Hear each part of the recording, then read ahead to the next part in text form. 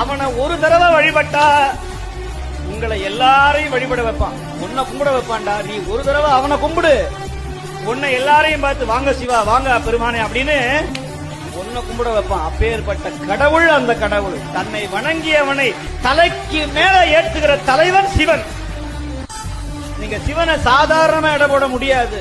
நான் ஏன் இப்படி சொல்றேன்னா நான் அனுபவிச்சிருக்கிறேன், அதனால சொல்றேன். அவர் சோதிக்கிற கடவுள். அவன் சுடுகாட்டிலையும் இருப்பான், திருவண்ணாமலையிலையும் இருப்பான், சொர்ணபுரீஸ்வராகவும் இருப்பான், கபால மாலை அணிந்து கொண்ட கபாலியாகவும் இருப்பான். அவன் தன்மையை யாரும் புரிஞ்சுக்கவே முடியாது. அப்பேற்பட்ட கருணையாளன் சிவன் ஈசன். அவனுடைய நாமத்தை ஒரு தடவை சொன்னா போதும், அவர் அப்படியே மனசுல தென்றல் வந்து வீசும்.